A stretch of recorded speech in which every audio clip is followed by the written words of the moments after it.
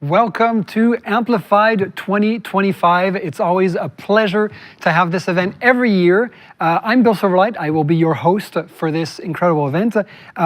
Every year we have this for a studio anniversary, and Amplitude is turning 14. I like to imagine it as kind of a teenager, and if this is what Amplitude is doing as a teenager, I can't imagine what's going to come in the next decade.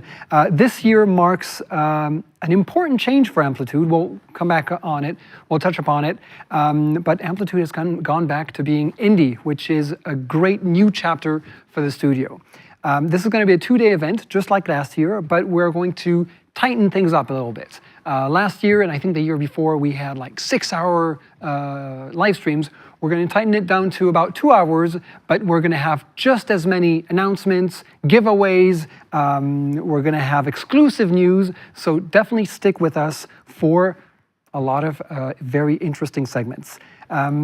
So we have this event to see the path that we've traveled in the past year, but also to touch upon what we're going to do next year, and that's what we're going to do very quickly with Romain Vaubert and Jean-Max Maurice. But first, I've got a little bit of housekeeping, a lot of things that you're going to benefit from during this event. First things first, we will have something for Humankind, which will be free to play from right now until the 27th. So January 23rd to 27th, log on to Steam, you can download the game, put it up on a screen while you keep watching the live stream, and you'll be able to enjoy the game for a few days. And you also have the DLC Cultures of Latin America, which you will be able to claim during that time frame, actually from the 23rd to the 30th, and that one you will be able to keep. So if down the road you realize, you know what, I had a lot of fun with Humankind during that weekend, I want the DLC as well you'll already have it. It will be in your library. So we're going to have something very, very important, some exclusive news to announce during this live stream. We also have some stretch goals going on, free rewards to the whole community. Basically, the only thing you need to do, or anyone needs to do, is play the game. And the total number of hours that Amplitude games are played during this event will unlock things for the whole community. And we're starting off with the Amplified 2025 wallpaper, which is very, very cool. So definitely go on to the Amplitude website, check it out, and play the games, and you will be able to unlock very cool rewards as a community. We also have some massive sales on all the Amplitude games. So again, log on to Steam, check out the library for Amplitude games, and you will be able to enjoy some nice discounts. Okay, so we've got some cool announcements, we've got some great guests, but before that, I want to take a moment to see what all the community has to say about Amplitude. So here is a little video about what players, have to say. As a passionate gamer and a fan of the endless universe, I truly believe that Amplitude is one of the most interesting and creative studios out now in the 4X market. What it means to play an Amplitude studio game for me is really all about that sense of adventure that just clicks inside your brain whenever you turn it on. I love the games because they have good music. I mean, they have excellent music. They have a lot of great lore. You know, everything from the music to character designs to just everything about the game. It screams new adventure. I particularly love the lore and the stories within those games. I love that universe. Creating fantastic and truly interesting settings, planets, worlds, factions that you want to explore and you want to see more of. Truly something that you want to experience when you play the great games like Endless Space and Endless Legend. I love Amplitude Studios. I'm happy to see them independent again. I hope the Endless Universe continues to grow. Amplitude is such a creative, experimental studio, and I love to see where else they go now when they are turned indie once more.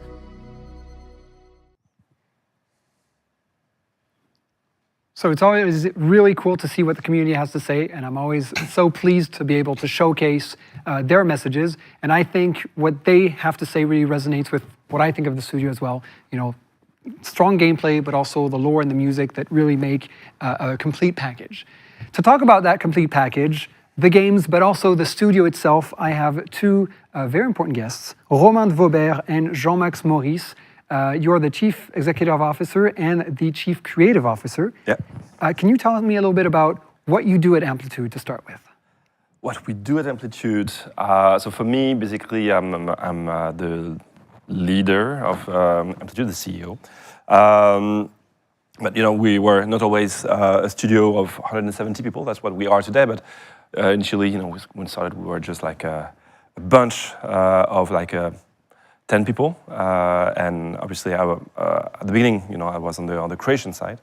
And nowadays, it's just to make sure that everyone could create these most amazing games that we do, these universes, in the best conditions possible. So we can keep creativity as what matters the most to us, so we can keep surprising our players with this genre of games that we love so much, especially the 4X games. Mm-hmm.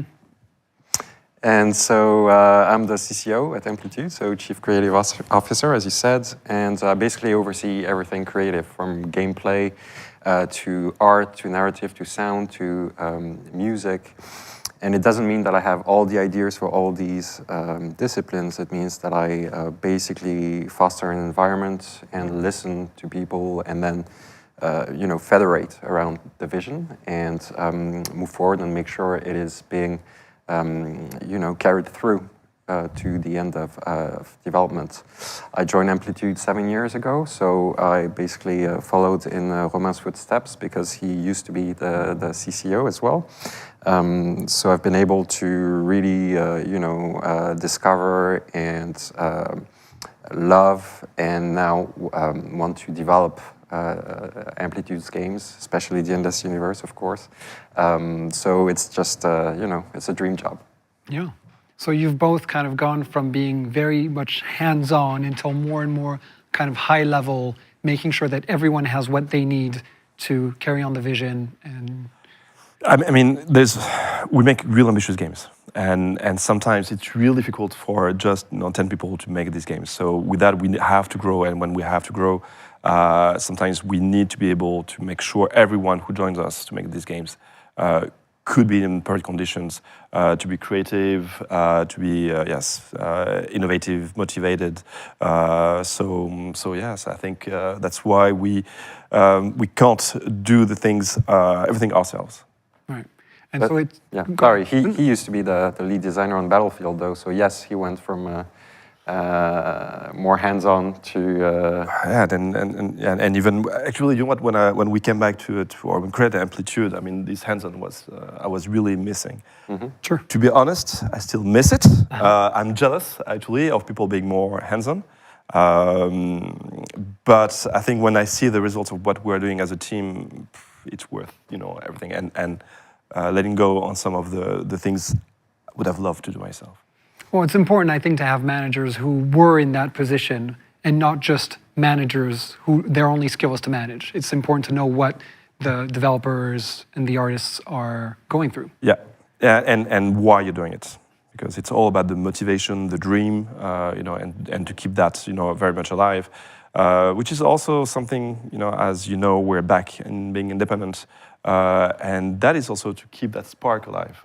We're so happy to be back on that, and yes, it is so we can keep doing what makes us want to wake up in the morning and go with a smile at the office. So can you tell me a little bit about Amplitude's history over the last 14 years, and obviously the most recent big change? What's that been like? So obviously, the very beginning was basically, we could nearly call it a garage, but it wasn't a garage. It was kind of nearly an apartment. No, but we were all a bunch of people from Ubisoft, and we loved 4X, since ever. But where we were, it was not the most looked for type of games, it was other great games, but when you came to say, hey, what about a 4X? I was like, no. so at one point, we realized that, we wanted to make these games, we had to go and make them ourselves, basically. So that's what we did.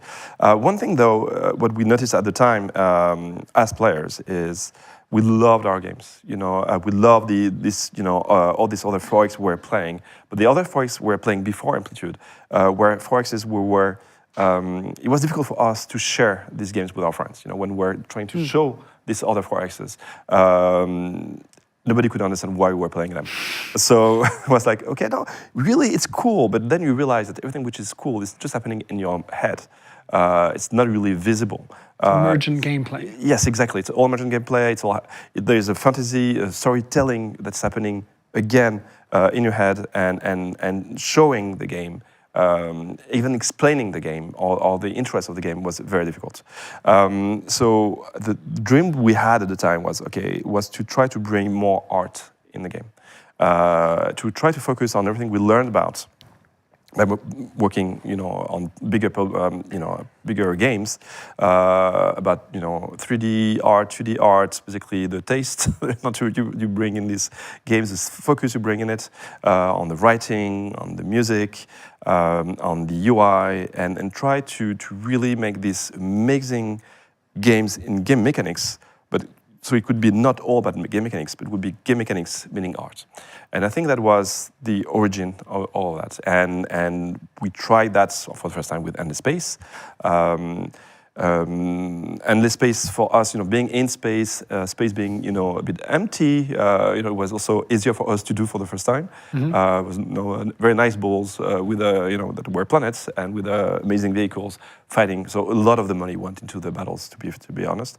And that was the very beginning. And we tried recreating a universe. We did work on the universe in the past, and with that we learned a lot on how to create your universe. And then we were hoping people would like it. When I were about to ship Endless Space, actually I told my team that the game was not ready. I did not want to ship, so I wanted to stop everyone, and they had to invite some players over at the office, a small office. To convince you that yes, it was. To show me how they were playing it. They tell me, dude, ready. it's fine. Yeah. Let it go. I love it. And it was no. You saying that to be nice to me, but we can't do this. The game is not finished. Like, no, really, it's fine. And then the rest is history. I was really surprised because I wanted to do so much more, on the game, and then I had to accept that actually the players were right, and that's why also we created the games together to really keep, that relationship between the players and ourselves, and even to the point where to realize that there's some creative elements we would not do ourselves. And that's why to work with the community to do something you would never do was something really motivating for us, and that's something we explored a bit with Endless Space, but a lot more with Endless Legend, Endless Space 2. And sometimes there were even elements when we said, I will never do this. For example, I will never have flying trees in space. And the first thing that the community asked for is a flying tree in space. And it is amazing. So I changed my mind. Thank you, guys. But yeah, so basically, I think this is also why we created this universe, which is so amazing, because it's not just about us creating a universe. It's about not us, the studio, but it's us with the community. And I think all together, we still don't know where it's going to go, because it's something that is ever evolving together. Yeah, Romain talked about the knowing to let go. I think as an artist, that's something that everyone struggles with. For you have kind of control of the creative vision of the studio. How do you handle that, and what's your vision for the future? The legal ways, I do. You just learn to let it go, as Romain said. I think in this day and age of live operations, you do go live, but then there's always stuff that you can change. About the game, of course, you should be very, very confident with what you launch, but Amplitude was founded on the idea that they couldn't do everything themselves, and they would ask the experts, meaning the community. And so being able to liaise with them on a daily basis and getting their feedback, I mean, literally them coming to the office saying, launch the game. is incredibly precious. So there's always that feeling of, it's not what I want it to be today, but you get so much love, and you're able to prioritize thanks to the people that give you that love, and then you get to tweak and answer their concerns. And so I think it's much easier right now than it was 20 years ago when I started. Yeah, because 20 years ago when you stopped and published, Yep. that was it. There was no patch. That was it. That was the it. end. Actually, that was. I think patches. I don't know. Which year did patches Probably about appear? 20 years ago. At first, it was really frowned upon. Like Yes. to make a patch. The console manufacturers hated it, so you really had to explain why you needed one. But the worst, I think, for me was at first you press the button to ship the game, and then you had to wait 1 month because you had to print, and then to ship Sure. to the stores. So for 1 month, you had no idea if the game was good or bad. You just had to wait. So of course, fixing some bugs, that were still in the game before later when the patches were allowed. But that month of wait between the moment we finished the game and the game hitting the stores was torture. We're talking about a time where major publishers didn't believe in digital. I mean, It's hard some of them. to imagine today. It's hard to imagine, but all that mattered were, the number of boxes you put in stores day one, and that was it. Then your first week sales were like the defining figure for what you were going to do, and so yeah. All right, well, speaking about the community, we are going to have a little bit of Q&A very shortly. So if you have some questions for our two guests, please put them in the chat and we'll get back to them shortly. I'd like to touch a little bit more upon, and we'll have a little bit more of this later down the line with Laurine and Sergio, but can you tell me a little bit more about the importance that the audience is going to have, because we're going to talk about the partner that has changed, but this is the partner that hasn't changed, the audience. And tell me more about Games Together and amplifiers, insiders. How does that work? You touched upon it a little bit. I mean, I think you should answer that because you invented early access. I'll not go there. No, but we were among the first ones. When it was called Play the Alpha, and obviously it was. Yeah, we were among the first games within this space. I would love to know if it was the first one, the second one, third one, but it was the very beginning of that. I heard it was the first one.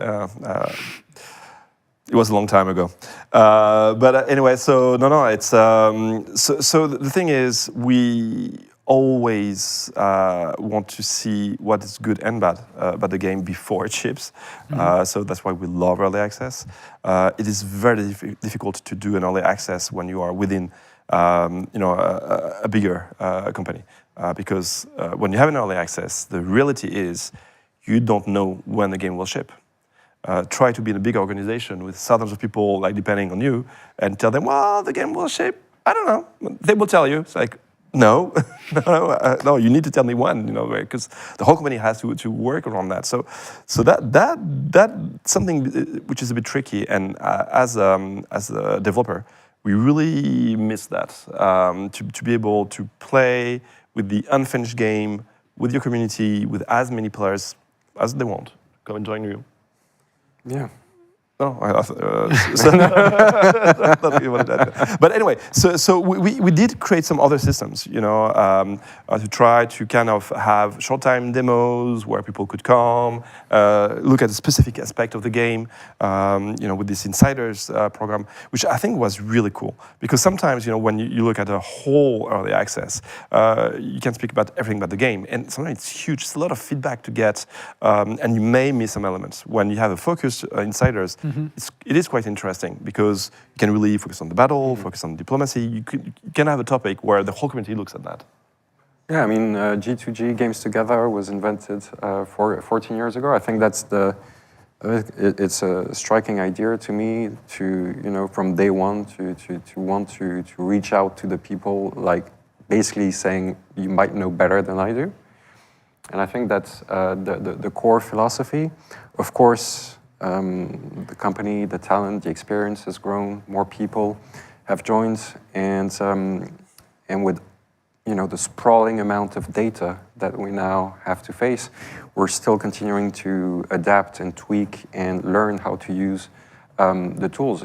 Sometimes we get feedback, but there are biases in that feedback. If you get feedback from someone that likes you, sometimes so you have to work around some of those things. But yeah, I mean, we'll continue. It's key to our philosophy.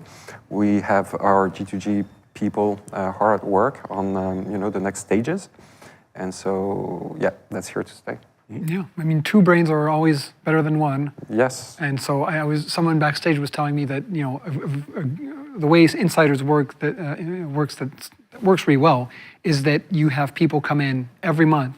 So every month you have a new perspective, because it is true that when you're in your project for months and years, after all, you can't have a clear vision about this project. Yeah, exactly. You don't know if it's good or bad because you might just say, in for the example, midst, this feature is so much better than what we had before, and someone new might say, but it's still not good. It's better, but it's not good. So it's definitely.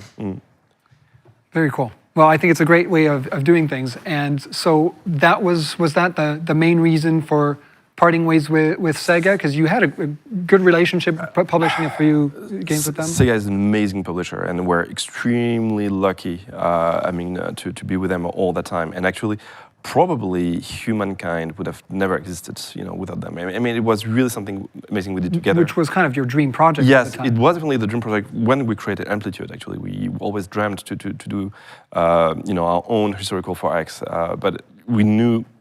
It was really, really, really complicated. So we wanted to go step by step and to get there. Hence the creation of the Endless Universe, because Sure. First, 4X on the 2D plane in space. We need lore for that. Let's create the Endless. Jeff will talk about this in more detail and much better than me. Then land on a planet, and that's Legend. And once we know how to do that, well, how about some history? But the vision, I think, was really, really good and fluid. And what's great about that is what was originally, the lore for a first game developed into the main creative driving force for the studio, the Endless Universe. A history in itself. Yes.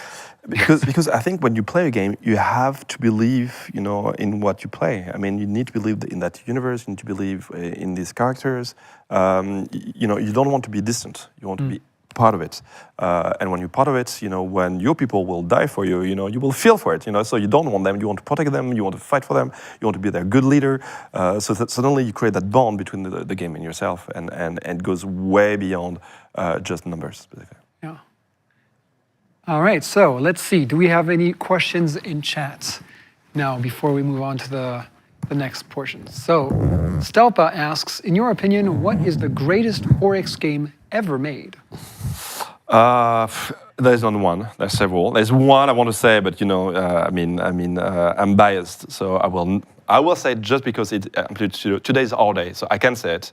I think Endless Legend is on the top over there somewhere, but it's not allowed. So I will say I will remove Amplitude games, and I would say so.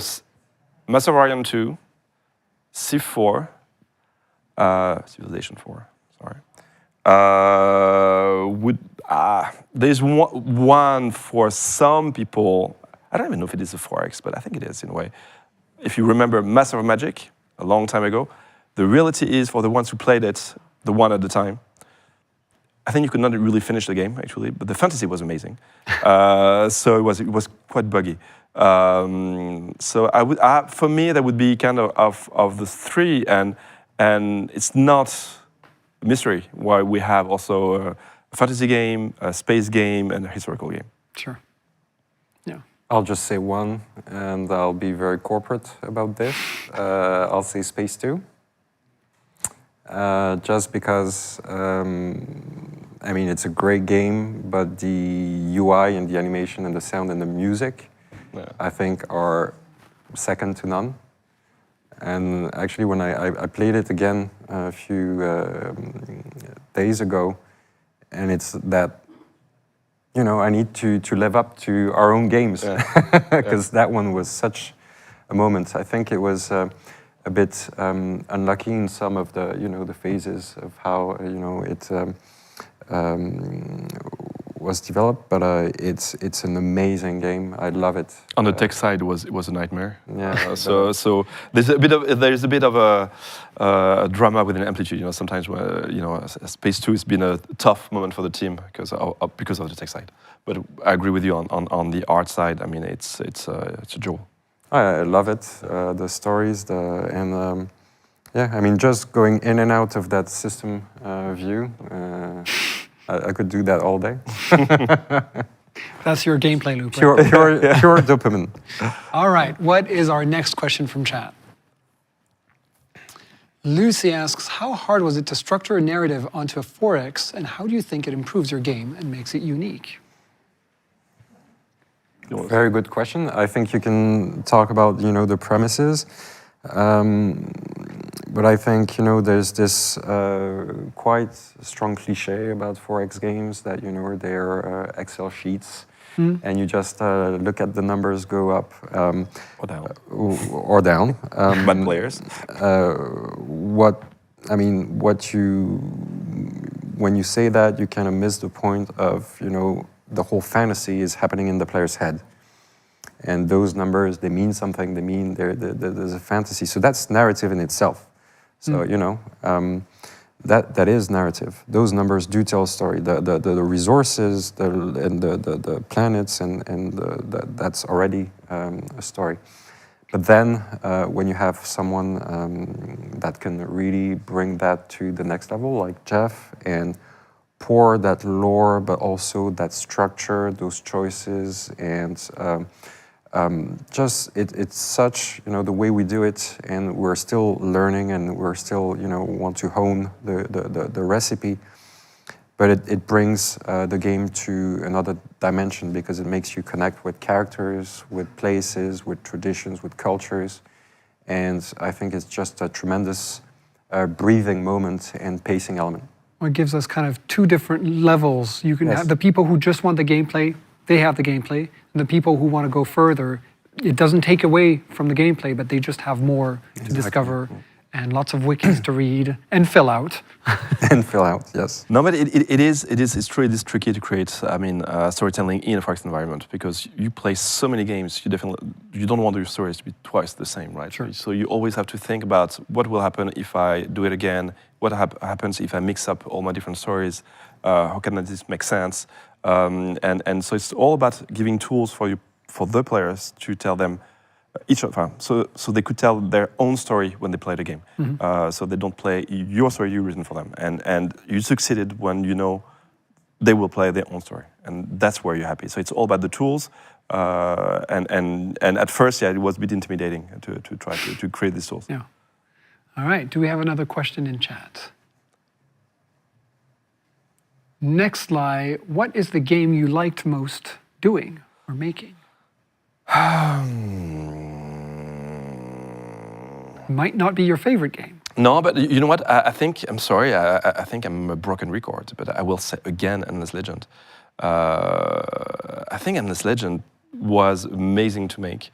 So the thing is, I don't know how many of people watching us are video game makers, but it's usually always a pain to make a game. So it's always difficult, you know, you always have fun moments, which is usually at the beginning, sometimes at the end. The middle could be huge pain. But still, you know, I think a few years after, you remember only the best elements. And I think, yeah, I loved that moment. Yeah, to me, it's Humankind.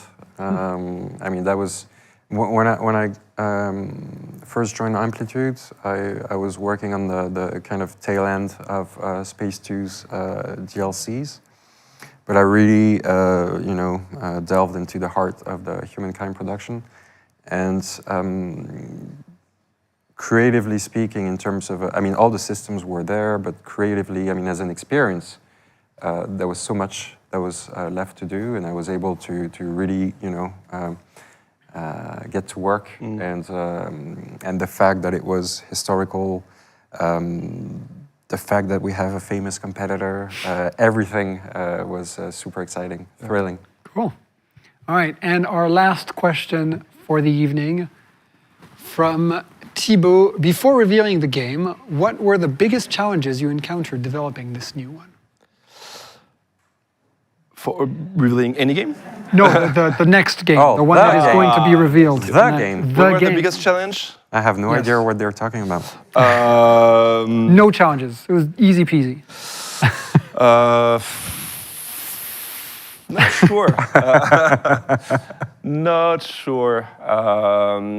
I think Was it teasing the game, maybe? Something teasing the like- game was yeah? hard. I think teasing the game was really hard, especially because I could not even open up properly my shirts.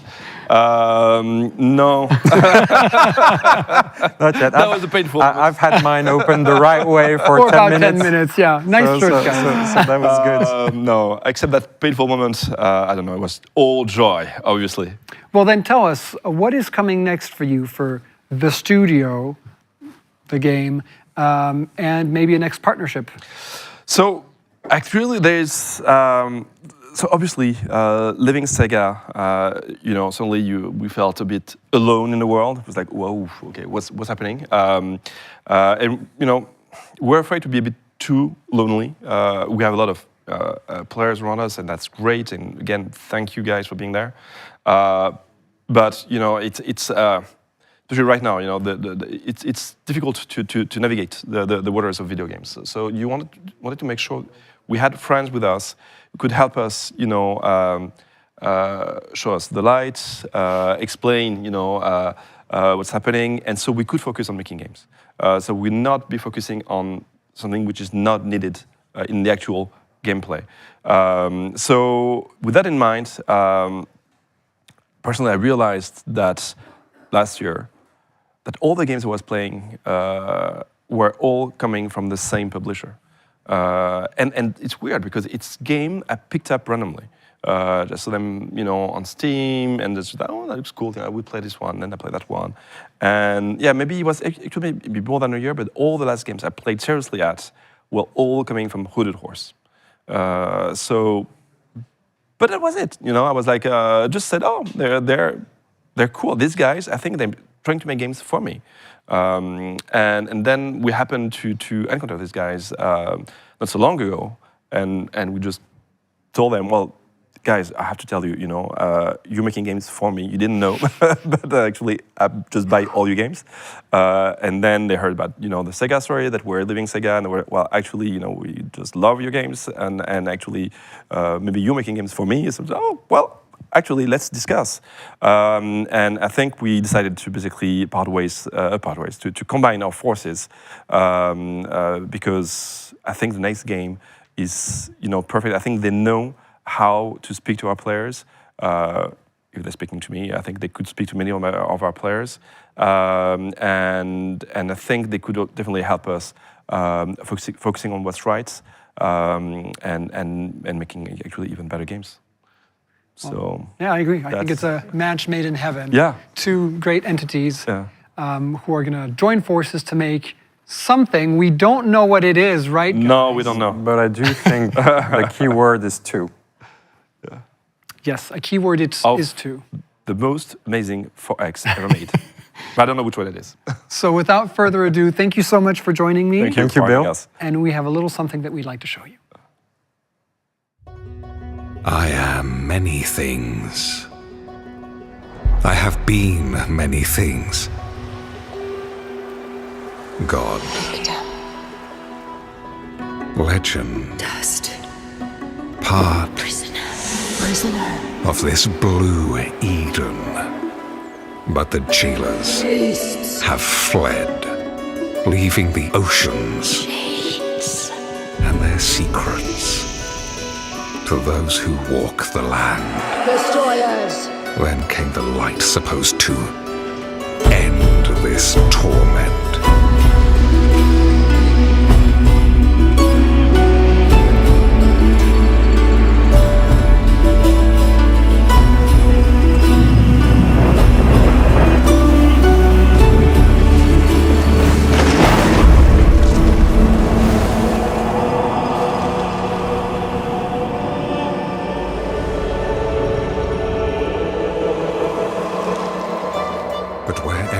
would have seen a threat in the cataclysmic tidefalls, those cunning explorers saw an opportunity to expand their empire. Light! Corruption. Led by their desire to quench their thirst for power, they'll eventually get to me. To free me. To murder me. They are strong, yes. But are they strong enough to face my Madness. endless power?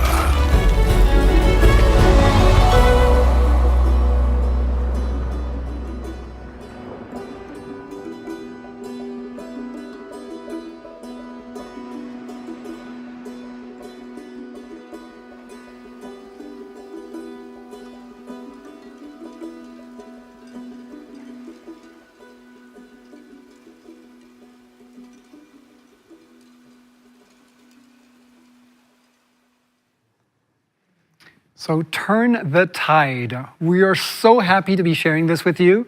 And joining me, I've got Derek Paxton and Julien Guéguin. You are game director and senior game designer on Endless Legend 2. Feels so good to hear the name spoken out loud. It's true, exactly, yeah. Hi, everyone. So thank you for being here. Can you tell us about what you do and what you did on this game? Sure. Or what you're doing, actually, because it's not far from finished.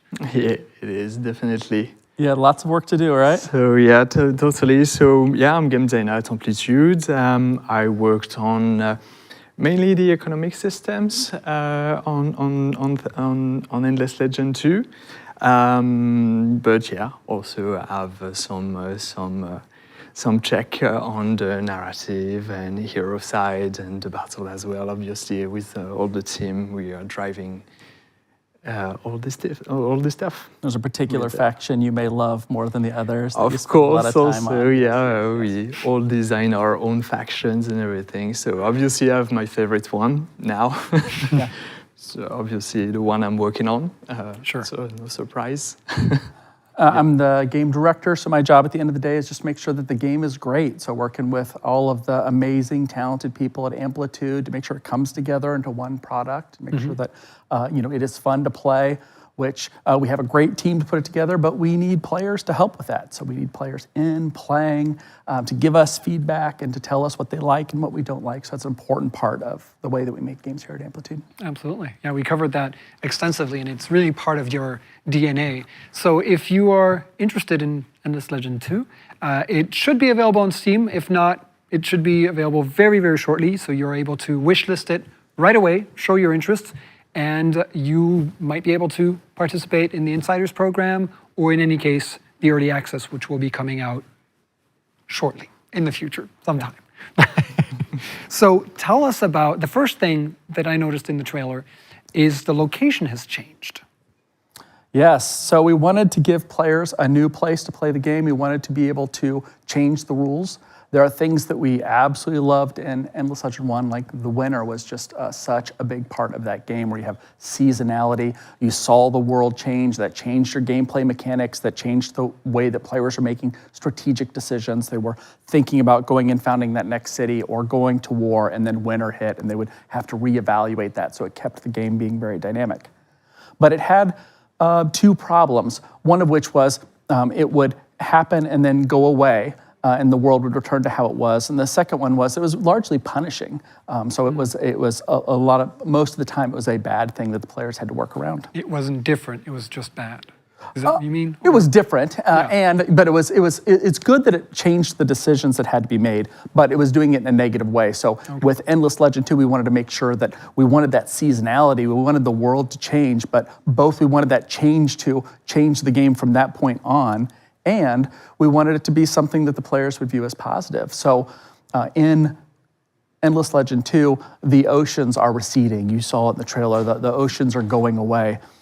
And the amazing thing about that is it's opening up new lands to explore. So that part that we all love in 4X strategy games, that exploration phase gets extended through whenever Tidefall happens, suddenly there are new lands to go down into. So you get to explore again. And that's one part, but it also opens up new rewards that are down there, new resources you didn't have access to, new threats that are down in those places. And there's new mechanics every time we have a Tidefall. Each layer introduces new mechanics to the game. So you see fortresses start to appear at the first Tidefall, and you see doom wraiths come at the second Tidefall. So you see new things that the player has to learn about and deal with, which allows us to kind of change the game as it goes. And since each Tidefall exposes new land, like the map is fundamentally different at the end of the game. At the start, Saeta, our new world that we're on, is a world of islands, and the player largely has an island to himself to be peaceful. But that changes very quickly as he starts to connect to other places, other players' islands, and they start to cause conflict or build alliances there. So it makes it for a very dynamic game. And by the end of the game, the map is nothing like it was at the beginning. All right, so yeah, it does seem like the map and the gameplay is going to change completely because of this Tidefall, which is one of the central kind of concepts. Yeah, absolutely. What I love about Tidefall is like it's a new dynamic element that goes into the gameplay and really creates, make timing and strategy really key elements for navigating this ever-changing world, in fact. So yeah, that's really exciting. And what about factions? You mentioned them earlier. I don't think you have any names for us yet, although people might be able to figure them out by, I don't know, rewatching the trailer, for example. But tell us about what we can expect, is especially in the different types of gameplay and the asymmetry. Yeah. So yeah, definitely the asymmetry is the key signature of the first Endless Legend. So yeah, I expect to find some familiar faces, or I would say also claws or fangs. I wouldn't say them more. But yeah, each faction is built around an archetype. Some, for example, are built for the military might, other for the diplomacy, while other are for the expansion. And each of these factions have their own agenda, depending on their powerful leaders, but they also have their counselors as well. And well, obviously, the Tidefall will also impact how they react to that ever-changing world, and how, for some, it will be luck. For others, they'll need adaptation, of course. So yeah, each faction will be unique. Each faction will give you a certain point of view in the world, in what happened. And so, yeah, that's it. And I guess we all have our favorite. Yeah, it's one of my favorite parts of the Endless games is every faction plays very different mechanics that are unique just to them. And the same is very true here. Yeah, it sounds like the gameplay is different, but the story elements are also going to be different. You're going to discover things in a very different way, and maybe not discover the same things. Exactly, yeah. They have their own quest as well. We're coming from there. We take the same as Endless Legend, and they have their own heroes as well. And heroes are your main characters inside that world, and your main interaction point with others elements throughout that world. So yeah, and each have their own culture as well, own population. So yeah, we really wanted to make them really unique with their own weakness and strengths. Yeah, it definitely sounds that between the unique leaders, the advisors, the stories, it's not just a set of different perks or anything. It's really going to be a different experience with each faction. Yeah, I had a problem playing because I'd been very accustomed to playing as our more defensive faction in the game, and switched to doing testing on a more diplomatic one who starts with a lot of ranged units. And I was just getting crushed starting out just because I was trying to play them like I was accustomed to playing. And you really do have to adapt your style. At first I'm like, they're too weak. I'm complaining to the game designers, you guys are too weak. No, you're just not playing it right. They were right. They were totally right. But once I kind of got used to that, I'm like, mine's is a diplomatic faction here. Wait, I should go talk to some of the minor factions in the world. Some of them are very tanky, very strong. Get them on my side, get them to ally with me.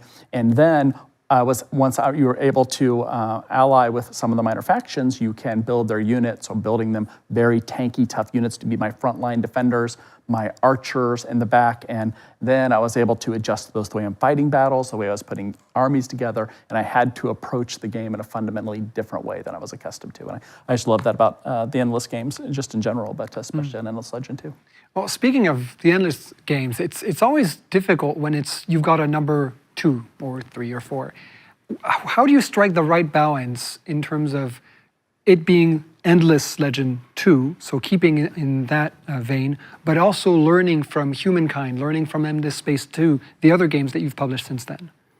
Yeah, definitely. We've learned a lot from Endless Space and Humankind.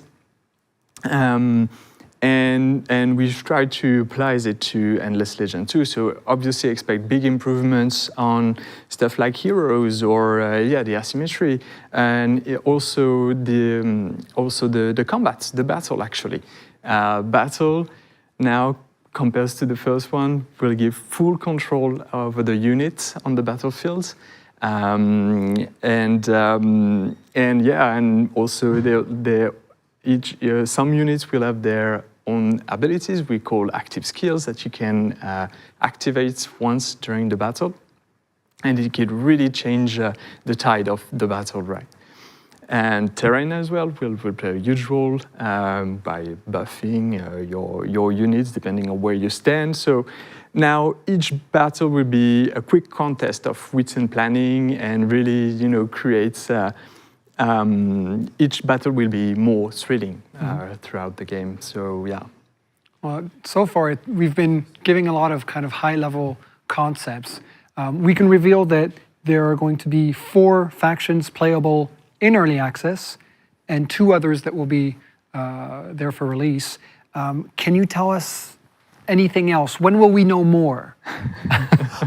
In the coming weeks, we'll certainly be going through and detailing what is cool about these factions and sharing info to let players see them.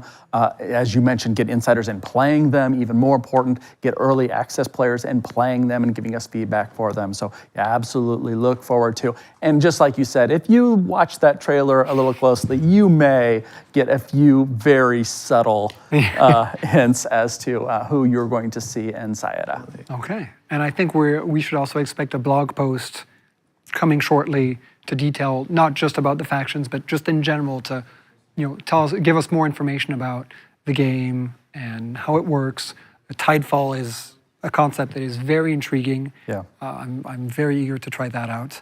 But yeah, between the trailer, our talk here, the blog post, we should have a lot of information for you, as well as the Steam page, and very shortly, insiders and early access. Yeah, it's just the start of a long journey.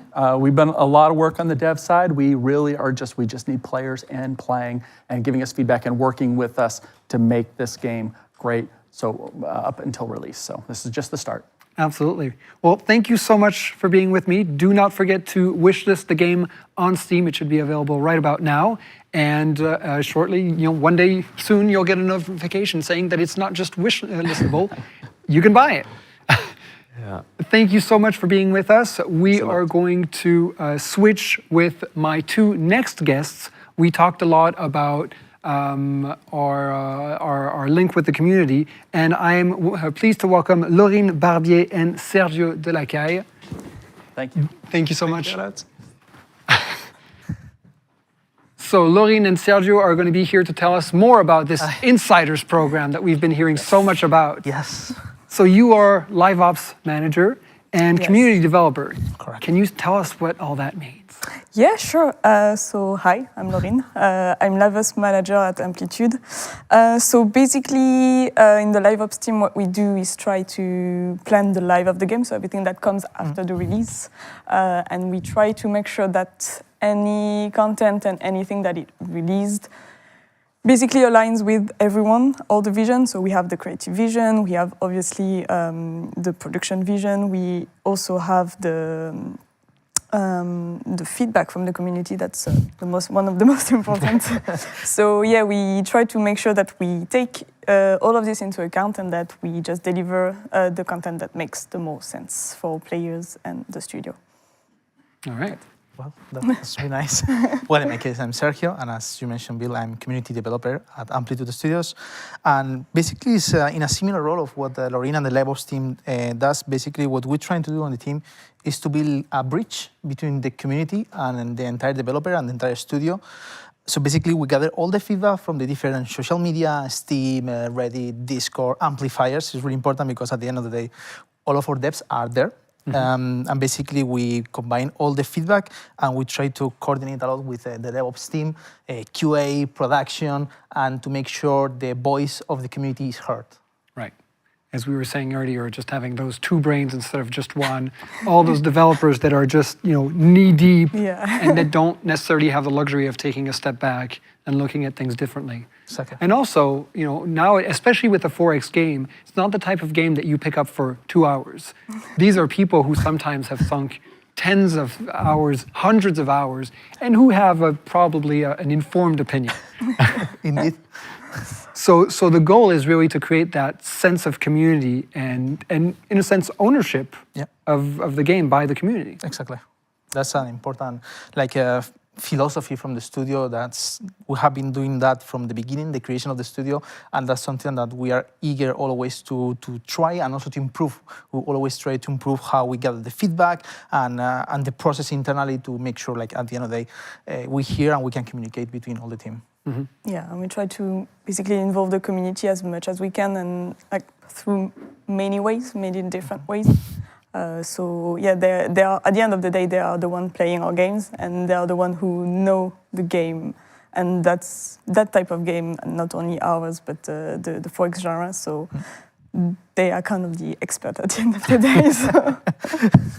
And tell me more about the Insiders program. You talked about it. What is it exactly? How do you get in? Yeah, sure. So the Insiders program is something that we started, I think it was last year for Endless Dungeon. And it's basically a program that is designed for anybody who wants to participate in the development and the basically shaping up the game with us. So it's an exclusive access to the game before its public release. So you get the game before everybody else. You get to play new features and new content that are not public yet. And you get the chance to basically give us your feedback, anything that you see could be improved, anything that you like, that you don't like, basically anything that comes to your mind. It's really a program made for people who want to help us shape the game and make sure that at the end of the day, the game that we deliver is the one that fits the vision of the players the most. Mm-hmm. And to get in, it's quite easy. We have what we call a screener, so it's really a short survey that you need to fill up. It's online, so it's just a few questions to basically get us to know you more, like what kind of gamer you are, what kind of game do you usually play, how much, and everything. And once you fill that up, you're signed up for the program. And then we will have different waves of invitation for people. So we cannot guarantee that everybody is going to get into the program. So for us, for the moment, we are aiming at having around 3,000 players on the game. So hopefully we'll have more than that. But, so yeah, that's really how you get in. It's not that complicated. Okay. And so those are people who, there are people who are already playing the game now and already giving feedback. While waiting for the early access, where of course you'll have access to a much bigger pool of players eager to give you all their feedback. Yeah, we have been working with some part of the community 6 or 5 months ago already, trying to select from the previous insiders that sign up on Endless Dungeon. We try to get a bit of them before making the bigger, let's say the bigger insider. Mm-hmm. We try to just have a kind of a closer community in order to just starting going on with the conversation, see if we have any alarms like, oh, the system is really complicated for players, they don't understand it, or everything is amazing, I love the art. Cool, that's nice as well. And now we say, okay, now I think we can go a bit broader and try to involve more and more people in the community. That's why also we're now starting a bit more like with insiders per se, not like a closed beta. Right. Yeah, I think it's really smart to get feedback earlier before you spend months on a feature that ends up not working at all and you have to scrap the whole thing. Yeah. So getting a little bit of feedback saying, yes, keep going, or full stop, you need to rethink this entirely. Exactly. We were giving earlier also the example of thinking, oh, something is better, but it doesn't mean that it's good. So having more and more feedback allows you to get a more precise vision of things. Exactly, and that's also why we do it these sort of waves, because sometimes you get 3,000 players that they play the game regularly and they get used to the mechanics. Mm-hmm. So when we try to change elements, they are more easy to understand for them because they're already playing the game. So that's easy. That's why we try to make this kind of wave so we can get new players and see like, okay, now we have new players. Do they have the same struggle as the previous one? Did we improve what we already have trying to accomplish? So that's why we try to do these kind of steps so we can make sure, like for example, onboarding, UI, or anything, it's is good, to be honest. Well, and it's good to have specialized players as well. During the screening, I imagine that you also look for, we're lacking in this type of player, that kind of thing. You know, Derek was saying earlier that, you know, he tried a faction and couldn't wrap his head around it. It's interesting to have someone new come in and say, no, I got that faction right away. The faction isn't the problem, dude. Exactly. Yeah, it's you could think that we are just aiming at strategy players, but actually not. Like, we are interested in having a lot of, like, the more profiles that we have, the better the feedback is, because that gives us a sense of what players coming from different games and different habits think of the game, and what do they struggle, what do they like, what they don't like, and it's very valuable for us to have like a lot of different feedback. And so this program is ongoing. People can just go sign up right away. But if they don't get in, they are welcome to give their feedback on, you know, the forums, on Discord. You know, you mentioned Reddit. Your team scours the internet. A bit of everything, to be honest. Yeah. Great. Well, we hope that many of you will join this program, give your feedback, take ownership of the game, and participate in its life and the community. Is there anything else that you want to add for people that they need to know? Maybe just in terms of timing. So basically the program is set to start, like the registration is starting right now, but we want to have the first wave of players coming by the end of January. Those players will be previous insiders players, because we have already a way to contact them. And for newcomers, the first wave is set for mid to end February. So just so you guys know what to expect in terms of you need to timing. wait. You need to wait a bit, and also we will try to communicate. If you are selected for the wave of February, we will also communicate to you on email. So please check the spam box sometime, just in case, or nice email go to the junk, which is not good. So please just stay attentive to the email. To be honest. Yeah, so you need to wait a little bit, but not much. It's going to come quickly. No, it's going to come quite fast, and there's going to be a lot of ways for people to get in to get to give us their feedback. We will have obviously all the channels, so access to amplifiers channels with a development team that's going to be there to answer the questions. But we will also have surveys, different kind of surveys throughout the program. That will be more directed to certain aspects of the games. So that's just what to expect when you're enrolled in the program. Yeah, well, it sounds great. I can't wait. Maybe I'll apply to Insiders as well. Sure. Maybe. But yeah, definitely, go for it. Your involvement in the community is crucial to what we do. And to get you hyped up for the game even more, we have a very special segment, which you are welcome to stay for a little bit. Nice. Arnaud Roy, that you know as a composer on many Endless games and many Amplitude games in general, is joined by Jean-Noël Godard, who also co-composed the music for Endless Legend 2. And they are going to be giving us a short concert on the Celtic harp and the handpan, which they will explain to us afterwards why they chose those instruments and how important that influence is from the game. So guys, take it away. I can't wait.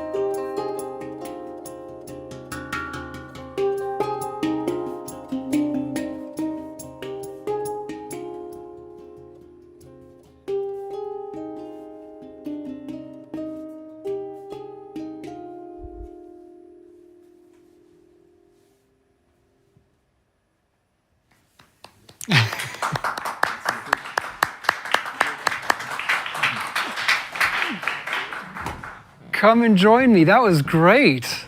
This was like my personal concert right here. This is amazing. We should do this more often. Thanks so much. Yeah. Thank you. This was great. Thank you so much for giving us this treat.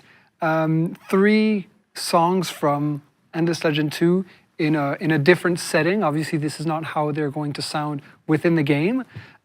First of all, Arnaud and Jean-Noël, can you introduce yourselves and tell us what you've done previously with Amplitude and what you've done and what you're doing on Endless Legend 2? So I'm Arnaud. I'm making the music for all the Amplitude games from the beginning, in fact. And I'm working with Jean-Noël since Endless Legend 1, so it makes 10 years ago now.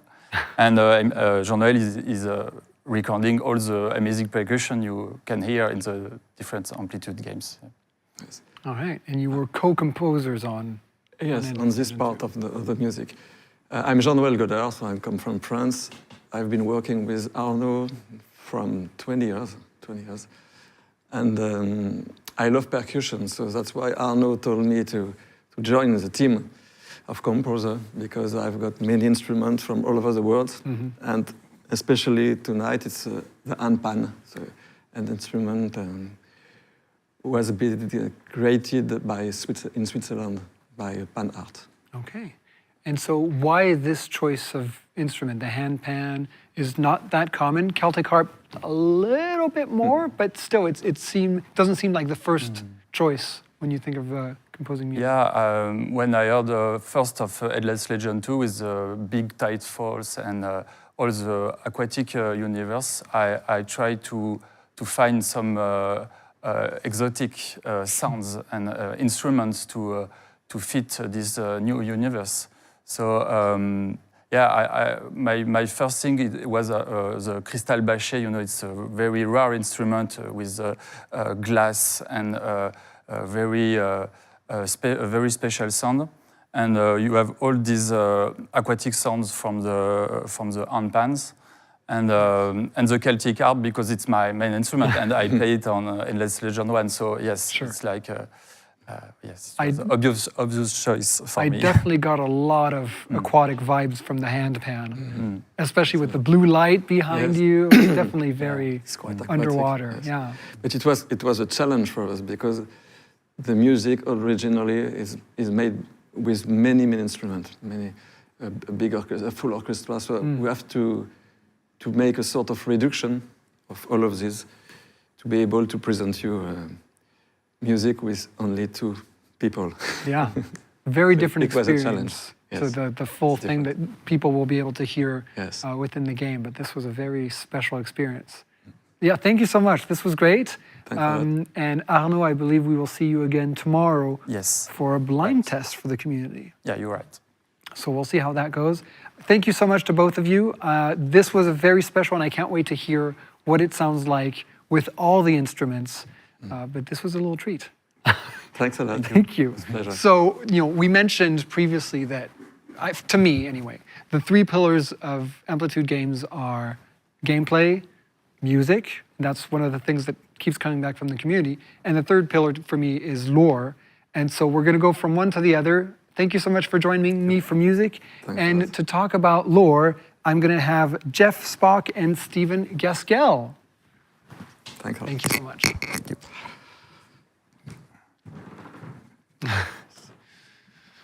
Hello, Stephen. You're no, I was going to say. there. I was going to say. Hello, Steve. Hello, Jeff. Where's your friend? He's the one with the British accent. Yes. Unfortunately, Steve had this may sound silly, but a tragic soccer and football playing accident.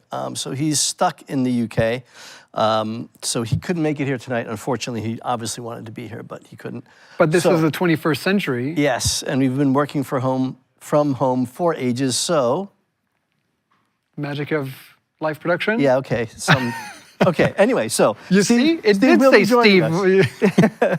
Steve, imagine Steve here. All right. Well, he will join us eventually, hopefully. Meanwhile, can you tell us a little bit about who you are, Mr. Lore Master, and what you did on... oh, wait. I hear that he has joined us. Hey, yes, there we go. We have Steve. We are Steve positive. Good evening. Hi, welcome to the show. Hey, it's great to be here. Yeah, I'm back in UK. I'm a little bit more craver than before because I've got a big metal rod in my ankle now.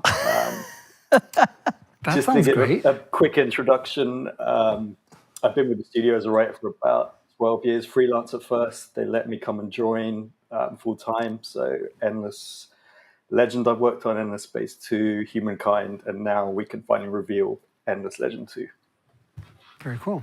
And I interrupted you. Can you please tell us about what you've done on the game? Yeah. So my name is Jeff Spock. My title is narrative director, which is a little deceiving. Basically, what Steve and I do, is we're responsible for all the lore, the universe, the world building, and basically all the texts as well.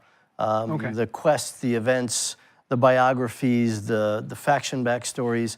I mean, obviously, this is done with art and design. We have this sort of constant circle of ideas and brainstorming that we go through as 3 separate teams. But basically, if it comes down to words in the game, if they're not good, it's my fault or Steve's fault. So that's duly my noted. job. Yeah, that's how it is. Well, you two have been working on the game for a few years. For a while. Yep. How does it feel to finally have it out there and announced to the world? It's very exciting. It's also a very kind of proud moment as well for the team to see that trailer put together and see all the amazing kind of disciplines that come together to make that. It's also a bit nerve-wracking because it's the first show of it, and we have such a good legacy to uphold with Endless Legend. So it's a mix of feelings, but really good. Yeah, it's actually a good analogy because, as writers, we do the lore, we do the quests, we work on things like that. We make it as good as we can, but we're like only one instrument in the orchestra. And so, it's really cool hearing the harp and the small metal drum thing whose name I forgot.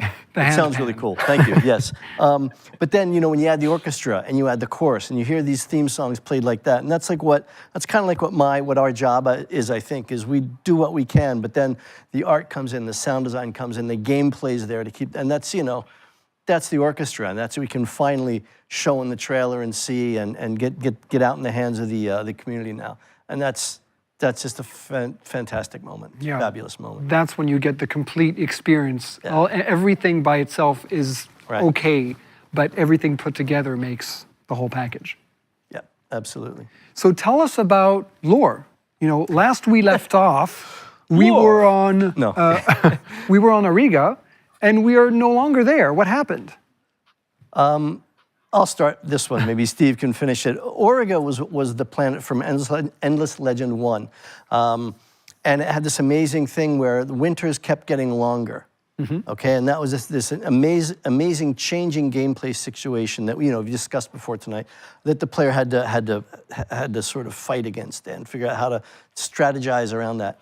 But the fact of the matter is, in the lore and the timeline of the universe, at the end of Endless Legend 1, Sad is a big ball of ice. And in Endless Space 2, Origa is a big ball of ice. And in Endless Space 2, you can actually discover it as a planet that is just a big ball of ice. So necessarily, Endless Legend 2 could not happen there, or it'd be an extremely one-dimensional experience, let's say. Yeah. So Steve and the team, the artists and the designers and I all together invented Sayada. So Steve, you can take it away with that one. So yeah, I mean, just echoing what Jeff's saying, I think Origa was really beaten up in that first game. I mean, it's had cataclysms, it's had hyper-evolution, it's had crash landing. So, we wanted to let Origa kind of rest in peace. So Cider is the big new worlds. Obviously, the big kind of central mechanic that we've already showcased is the Tidefalls.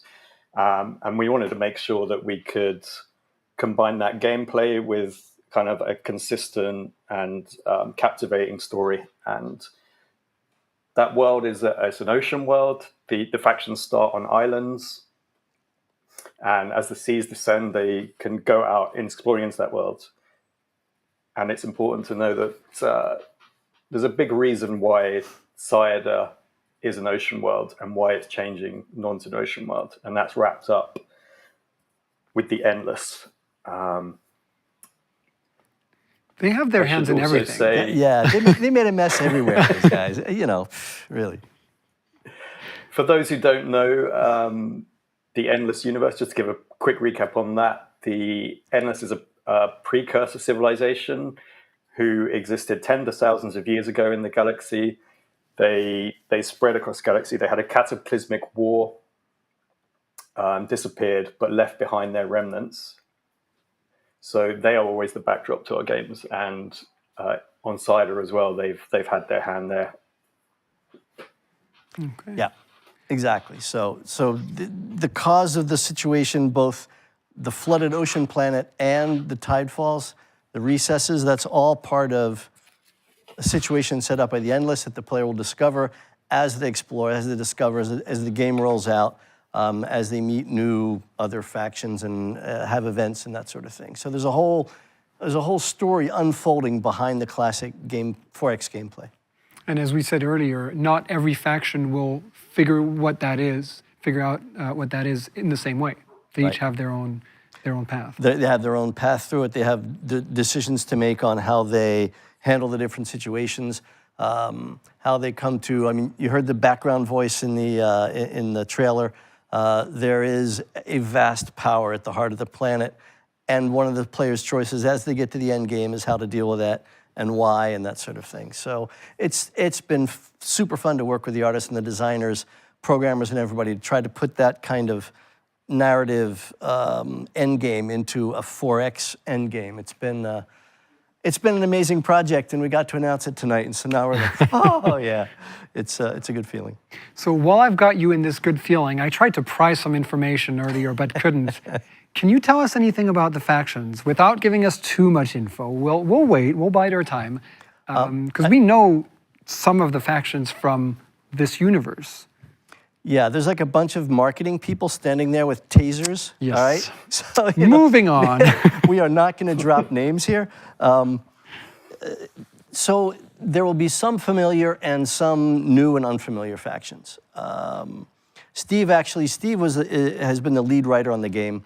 I'm kind of the overseer, but he's done all the work. So Steve, if you want to say a little bit more about the factions.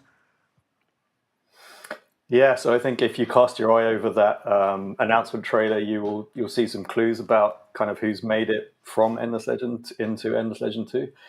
That's not saying that the other ones have definitively gone or not gone, you know. We have natives of the planet, we have outsiders as well. And it's not just the factions there too. Cider is a very interesting planet to a lot of parties beyond the factions as well. And it's a traditional fantasy game, but with our kind of characterful science fiction backdrop. And as you play the game more, you'll come across those other parties and you'll see some familiar faces. Okay, well, I'm very curious to see how... Nice teaser. Yeah. These factions are going to react to things so differently. I'm curious to see that. And one thing that I've always found fascinating is the fact that all of these games have such a different setting. One's in space, one's a fantasy on a planet, but it's the same setting. And can you tell us a little bit about how you juggle fantasy and also high tech in the same universe? You have 4 hours. Yeah, I was going to say, I can't. No. I think from the beginning, back when we first did Endless Space 1, it was primarily Romain and I were trying to figure out what we wanted to do with the setting. And he was very clear. He said, I want to have a universe that exists that we can make any kind of game in, any kind of game genre, any kind of dramatic genre. And so we worked on something, and I always had this feel that you wanted a universe that had this kind of Indiana Jones / Tomb Raider history behind it, of like deep, dark, dangerous places. Artifacts, temples. Artifacts, temples, exactly. If I push this button, what happens? Either I die the richest man in the universe in 3 seconds, or maybe nothing, or So we wanted this sense of foreboding and danger and mystery in the past. And that's how we came up with the Endless and this whole lost civilization of these, of almost superhumans. highly advanced scientific race approaching magic. But we didn't want it to be purely science fictional. We wanted to have that fantastic fantasy magical part as well. And that's where this element dust, which is sort of the magical substance in our universe, comes in. So we can pitch games as intergalactic, strategic space games, or it can be on a planet where there's just a lot of weird stuff and dust and kind of magical things happen. But if the peoples aren't that advanced, well, then it's not really sci-fi. It's just kind of, so we get to play with that setting a lot. It's really fun. And particularly in this game where you have bits of both the sci-fi and the fantasy coming together. I think it's quite interesting. It's been a lot of fun to work on. Yeah, that's interesting to think that, if we showed a cell phone, a smartphone to someone from 1,000 years ago, it would be magic. Yeah. Oh, from 20 years ago. Yeah, wow. Definitely. Yeah. So that's exactly it. It's basically just taking the same universe and giving it a different scope. Exactly. Yeah. And Steve, can you tell us how the storytelling is evolving from one game to the next and how it's told in this game? Yeah. So if we look back at Endless Legend, we had traditional kind of linear faction quests. It was 8 different faction quests for the 8 starting factions, and you would work through that. They had a more kind of novelistic storytelling feel to it. With Humankind, we went into events, and now with Endless Legend 2, we want to blend kind of both those things. So we're evolving the types of faction quests you have. There'll be more characterful based. There'll be branching, there'll be different endings. So not only have you got replayability across factions, you've got replayability within the faction quest itself. And then you've got lots of sort of incidental stuff that is trying to cater to the player's actual game. So you'll meet different minor factions, you'll meet different characters in the world, and that should give your story a more curated thing for each experience. Okay, so you've got all these different tools between, the factions' quests. I think there was something called curiosities. Yeah. You've got the minor factions that you might interact with differently. Right. And some surprises along the way. Yeah, once we get into some things with the heroes, and there's a lot of, the thing about a 4X game is because the world is randomly generated every time, it's not, you can't say, get Bob to Smallville, because maybe Smallville wasn't generated, and maybe neither was Bob. I mean, it's very hard to structure a classic narrative around something that's as amorphous as a 4X game. So the way we do it, we're learning more with each game, and we're still learning what that ideal structure is between classical narrative game with the narrative shape and all the possibilities and the richness of a 4X setting. So, yeah, fun job. Yeah, oh, absolutely. Kind of reminds me, last time we spoke together, I think I brought up the parallel with Dungeons and Dragons. I'm a big tabletop role player. Right. And as a dungeon master, my job is often to give my players information in however way they're going to find it. The real solution isn't what I had imagined, but I just have these pieces of information and I'll dole them out depending on what they do. Right, and they put the puzzle together and they create their narrative, and you're just there to sort of give them the pieces, give them ideas and pieces. Yeah, exactly. Oh, very cool. Well, these, there are so many different ways of telling a story: movies, books, video games, music. And so Amplitude obviously is known for video games, but we have a new endeavor. Yes. Something new. We do. And this is very exciting. I wanted to sort of just casually and elegantly lean over and pick the book off the shelf, but it's like 1.5 meters away. So I have to do this like this. Actually, there's 2 things here that I would love to take just both, a minute to talk about. One of them is, for those of you who played and loved Endless Legend, or didn't play and still loved Endless Legend, we had a PDF art book, but we've redone it completely. And we've added factions that weren't in there previously. So this is the complete Endless Legend art book from Endless Legend 1. So fans of you who are out there, who are fans of our art, our games, and or both, I think it's a gorgeous thing. Steve and I have put in a lot of time writing additional content and explanations. I hate to feel like I'm like shilling product, but this is very cool. The other thing, and Steve, I think you should probably talk about this. I take some credit. Steve has actually written a novel set in the Endless universe. It's more in the Endless Space 2 setting than in the Endless Legends setting. So it's more the sci-fi side than the high fantasy side. But it's been a great endeavor. It's been, I think, well received. It's a lot of fun. So Steve, do you want to maybe talk about that a little bit? Of course. I never know if I'm on screen or not because we can hear you regardless. Steve, there you go. Okay, I have a copy of the book too here. I haven't seen the Endless Legend art book in the flesh myself, but it looks great. I want to come over to the studio soon and see it. Yeah, the book has been out a few months now. The reception's been great. It's going well with Endless fans, with people who are science fiction fans, with people I've made read the book, like my friends who've said, actually, I've really enjoyed this book. So the reception has been amazing. Just to give a little bit of a pitch for the book, it's about a young caver who's from the Pilgrim faction. The Pilgrims are a faction who are escaping the United Empire. They've been at war, basically, with the United Empire. Or not exactly war, they're fleeing from them. Rebels, yeah. And in the book, Sewa, the main character, she's on the verge of adulthood. She's about to be given her duty, which is what pilgrims will do through their adult life. Because they're on a war footing, they're very set up for escaping the United Empire. She wants to be a caver, but events take another turn.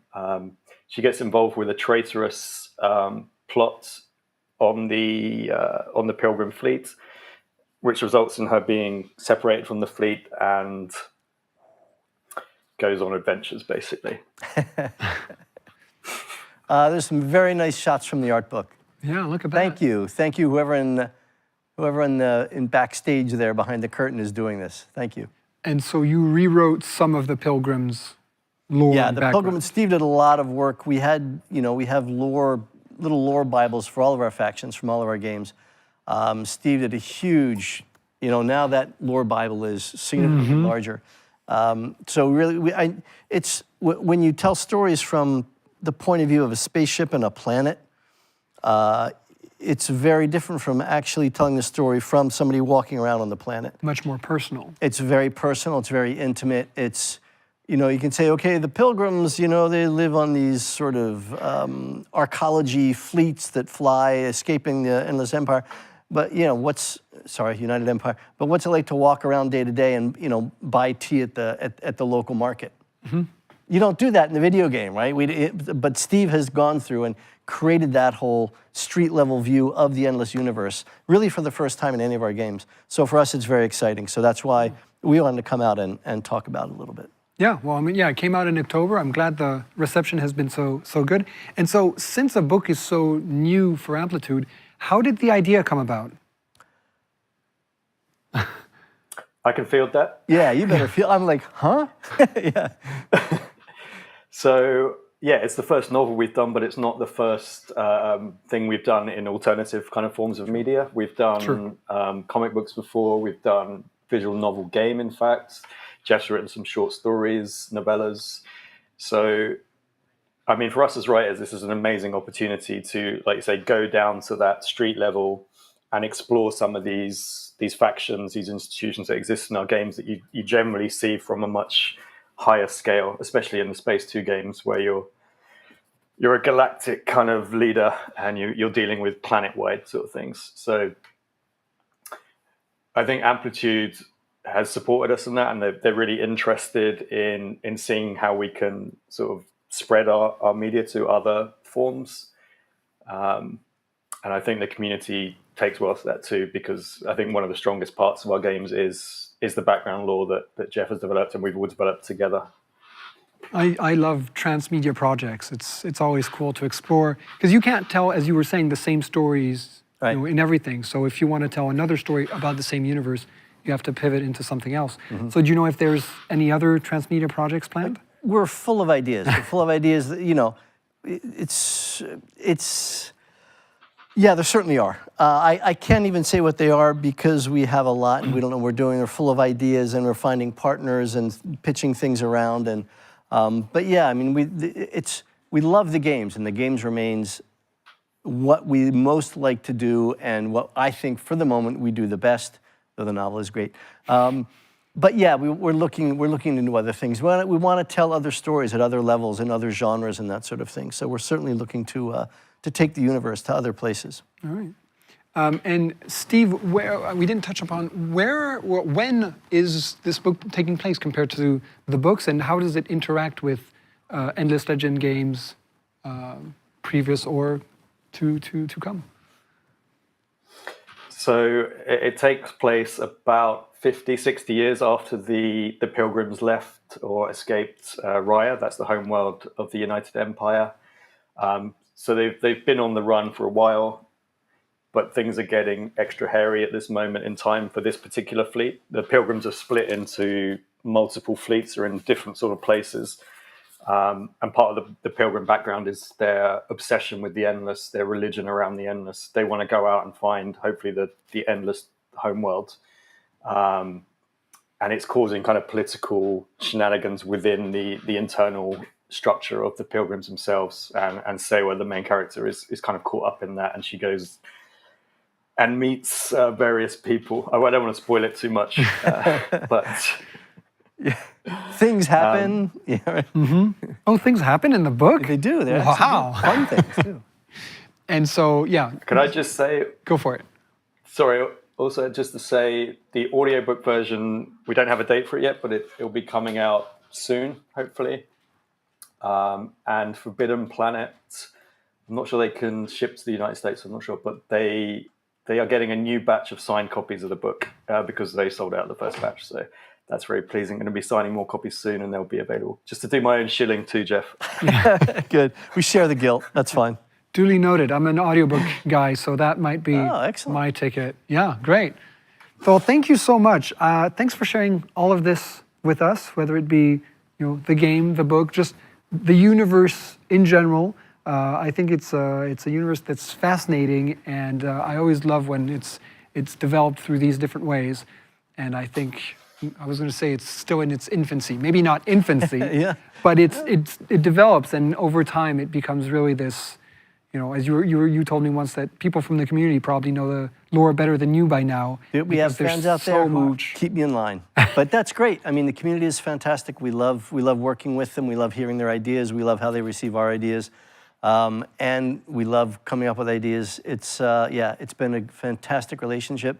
It's been so much fun to do. I feel so privileged that I get to spend my time doing this, inventing these things with Steve and the rest of the team. And it's great to come out here and talk about them. I haven't been able to talk to the community for a while. It's great to talk to you guys. We love you. Hope to see you again soon. And I'm sure Steve feels the same way. Thank you. All right, well, Jeff, Steve, thank you so much for joining me. They didn't give me an Endless Legend t-shirt, but I have a beer together one. Not That's bad. Good. That's a good second choice.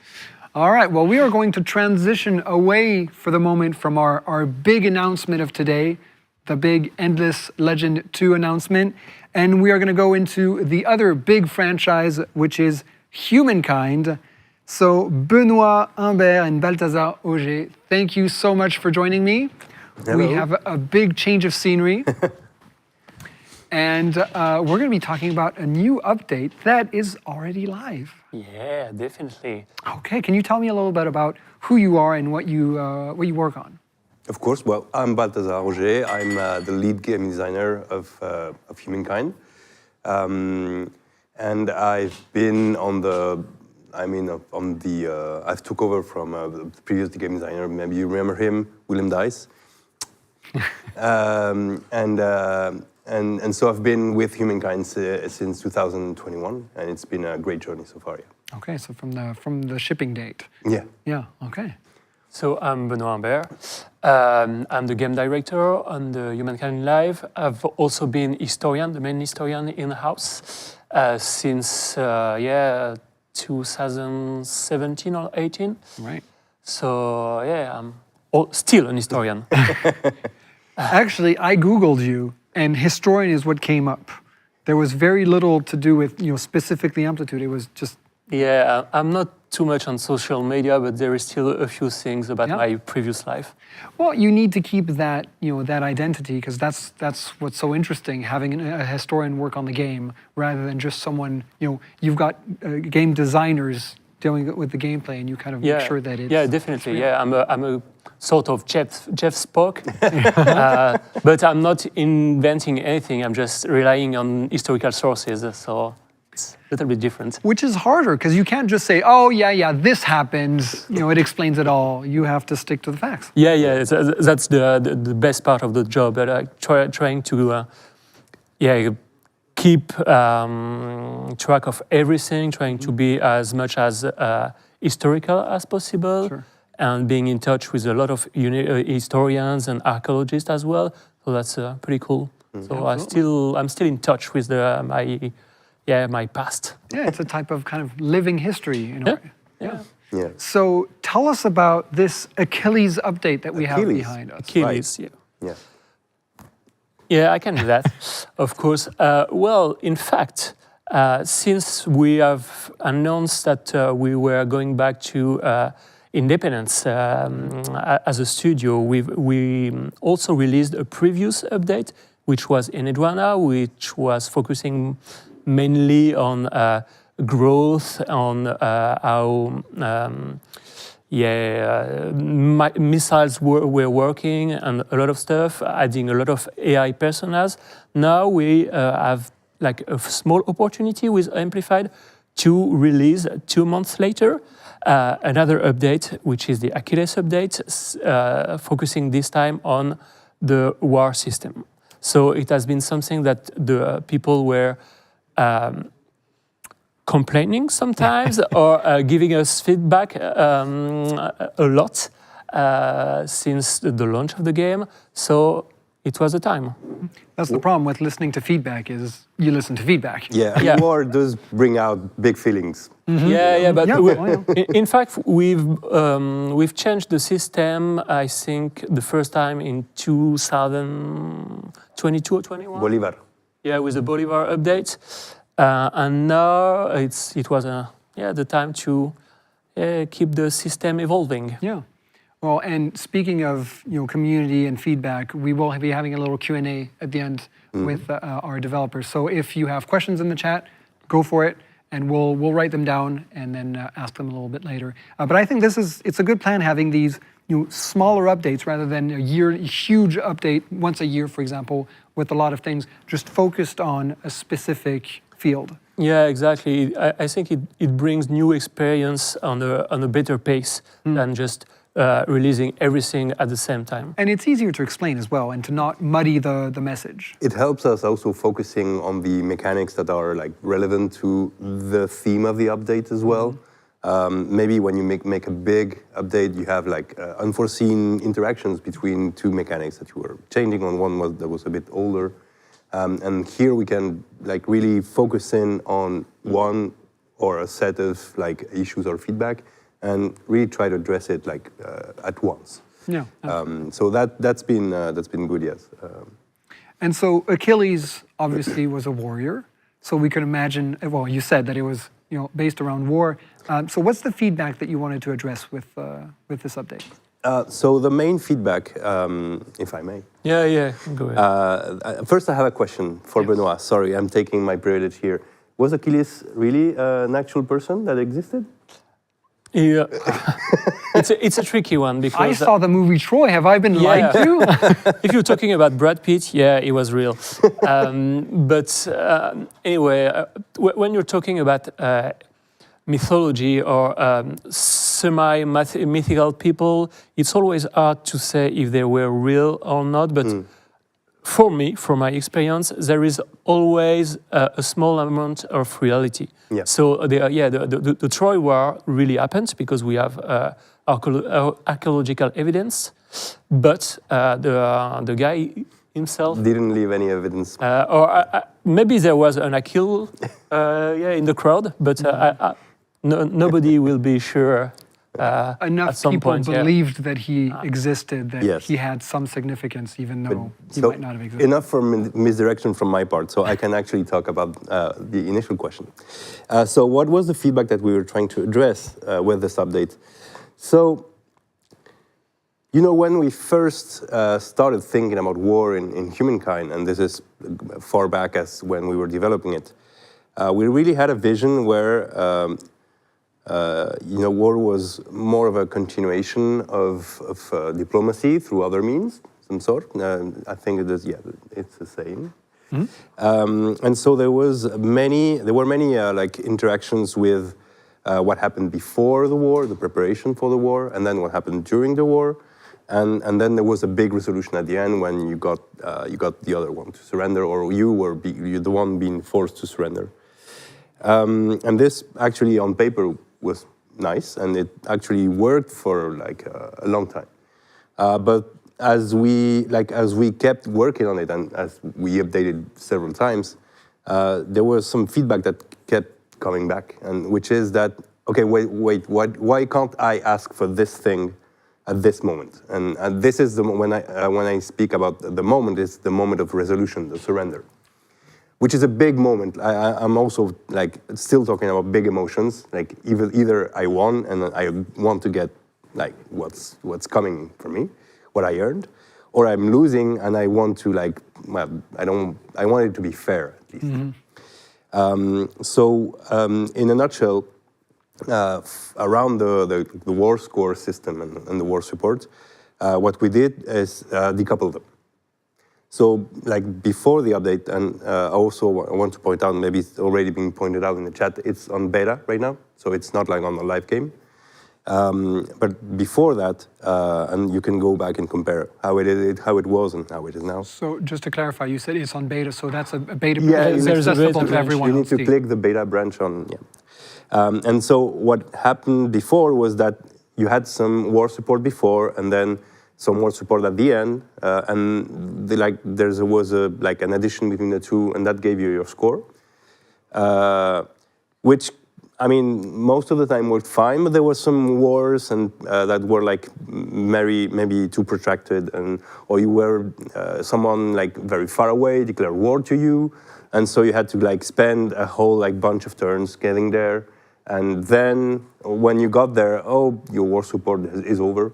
So the first thing we did was to separate like the war score that you get at the end from the war support. There are two different concepts now.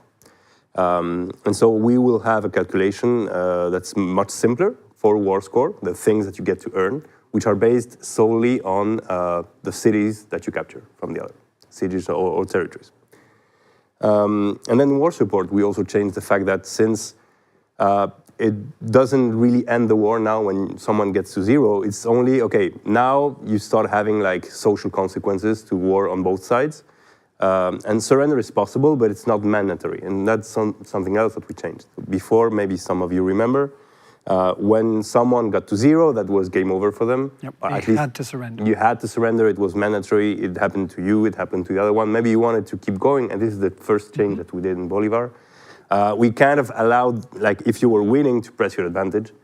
But there was also the case where, I mean, you were like the war was not going well, but you still wanted to fight a bit more. And so we really like went around those cases and refined it to have that experience of warfare be more, I don't know, maybe more in tune with what the player is feeling that should happen. And to let the player make that decision. Yes, give them a bit more control on that decision. And because, I mean, there was one thing that we were trying to do before, is that we were kind of actually trying to, like, with the war support, protect the player from losing too much. Mm-hmm. And so at some point we decided, okay, the war is over, like, break it up. And now with hindsight, we realize that this is what kind of drove the feedback that we were getting. And players were telling us, I mean, yes, this happened. Yes, okay, I get why it's my maybe long-term advantage, but it's not what I wanted to happen. and it doesn't fit the narrative that I'm trying to play into. Yeah, the story might be that I lost. Yes. And that's okay. That's the end of your story. Exactly. There are. I mean, I'm trying to hold back some some gameplay details, but I can go on. For instance, another change that we made, and it's all related basically, but it's I know that you want to yeah, share. It's that surprise. I mean, since we removed the requirement that when you're at 0 or when the other is at 0, you need to finish the war. One thing that we've also changed is that now you can declare a surprise war with any number of wars support, basically. Okay. So before, you needed to have at least 20, because since you need to start the war and you started with a penalty because you had like made a bad declaration and everyone was like, hey, that's not cool, your war support started ticking down. And that actually was really confusing to many people, because when they declared the war, it was, hey, this is unfair. I don't like how this ended. I will come back. Yeah. And when they did that, they actually didn't, I mean, in the heat of the emotion again, big emotions, maybe they didn't see like the little counter that went down. And so they were like, yes, now my troops are getting to your capital, and the war is over again. Kind of like, okay, what happened again? So with the removal of, okay, we're at 0, you need to stop. We also removed that, okay, you're at 0, you can go ahead. So you might guess, okay, what does the war support purpose is then? So it is still there as a measure of your people's support actually for the war. So there are consequences if you ignore it. Right, and so we haven't changed the consequences since Bolivar actually. So you start getting a ticking stability penalty on your cities, and they will start like mild, and then they will start climbing. At some point, it will start hurting your ability to not to build troops, but to build like a district or do stuff that is not the war. But at least it's something that you'll see coming this time. It's not just something ticking down in a corner. Right. It actually affects you, and you can see it, that this is a problem. So I know, so it's not like, we're trying to make it so it's like maybe a problem that may go beyond the war, because, well, when stability is low, it takes some time to climb up. But it's not something that actually hurts you. You know you're aware it's happening. You see that your cities start revolting if the war goes way longer. But it's not something that like where we developers come in and say, you need to start fighting. So that's kind of like what we're trying to walk back with this update, basically. Yeah, well, good. It means players have more control. And if they, you were saying earlier about the example of someone who's losing, but they want to keep going because maybe actually they've got their army coming and they just need 2 more turns to turn the tides. Yeah. And as a player, I've had those moments where I'm winning and I have to end the war, wait a little bit, declare it again, and keep going. Yeah. But that's the hardest part for us. It's just keeping a balance between, historical things and player feelings. Because if you are playing like a Total War game, for example, you can do whatever you want and just decide when it's finished or not. Here, in fact, in reality, it's not the way it works. It's more complex, and that's always what we want to deliver to the player, but keeping in mind that at some point it can bring frustration. Yeah. So here it's one of our solutions to alleviate those frustration. It's funny, it's a military update, but it almost feels like a social one, where the social impact of the war changes. Yes, I mean, it will be easier to be felt because the war will be left to continue. So in that regard, it's something that's more visible than before, at least. Okay. There are also small changes around that. For instance, if you have the Together with Rule expansion pack, we made a change to one of the actions, that the infamous placate, which is now no longer available while at war. So, okay. And I believe we have some new historical personas as well. Yes, that as well. Yeah.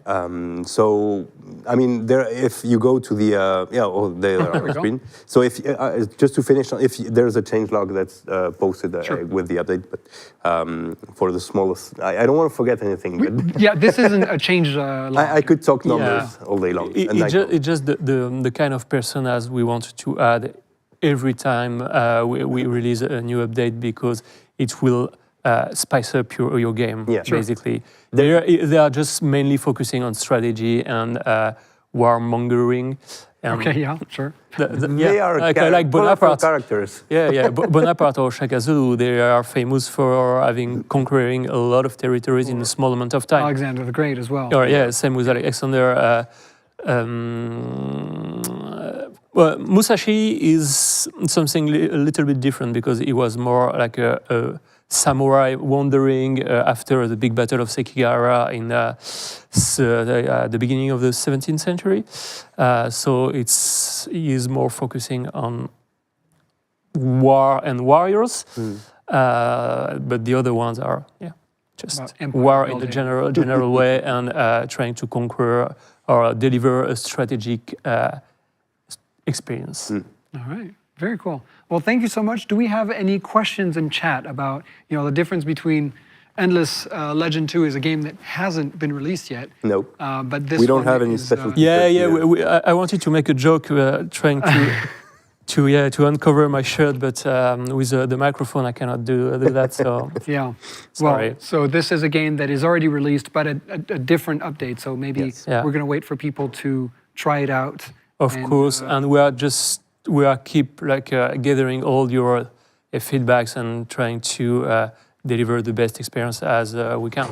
Yeah, especially with war. So if you have any saves stored away with a big war, and you want to maybe I will try with the new update to see how it goes. Now's the chance. I think. Yeah. I might have a few of those. Yeah. That didn't go well. Yeah, I will exactly. Try again. I could have done this better. All right. Well, this is the update to do it. All right. Well, thank you so much for sharing all this information. Not only the changes, but the reasons for the changes. That's what separates it from just a change log where anyone can read that. But this has been very insightful. So thank you so much. Yeah, thank you. And thank you so much to just everyone that's joined us tonight. We are coming to a close on this first day of our event.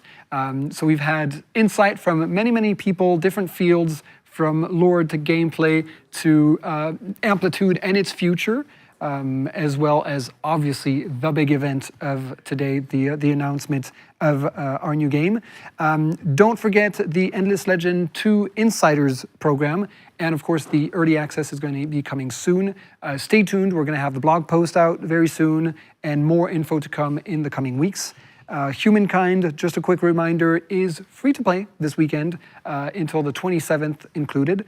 So jump in, it's free, and you can try the update for yourself and just get a feel for the game, as well as the Cultures of Latin America, which is free until the 30th. And that's something that if you claim it, you have it until the end of time, whether you even have the base game or not. On Steam as well, you have lots of sales, so go check out all the Amplitude games. Maybe you missed one, and this is the opportunity to go check it out, whether it's from it's Humankind or the Endless Universe, all those different series. Again, thank you so much for everyone. We will see you tomorrow at 5, and I think that a good way to leave would be to watch that trailer again. Yes. All right, see you tomorrow. I am many things. I have been many things. God. Legend. Dust. Part Prisoner. of this blue Eden. But the jailers have fled, leaving the oceans and their secrets to those who walk the land. Destroyers.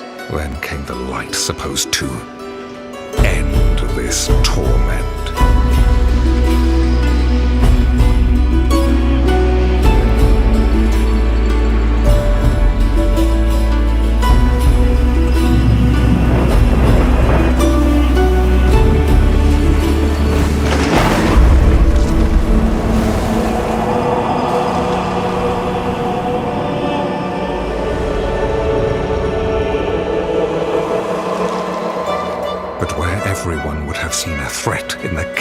cataclysmic tide falls, those cunning explorers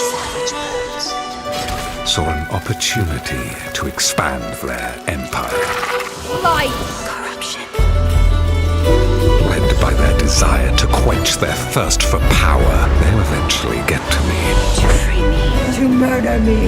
They are strong, yes. But are they strong enough to face my Madness. endless power?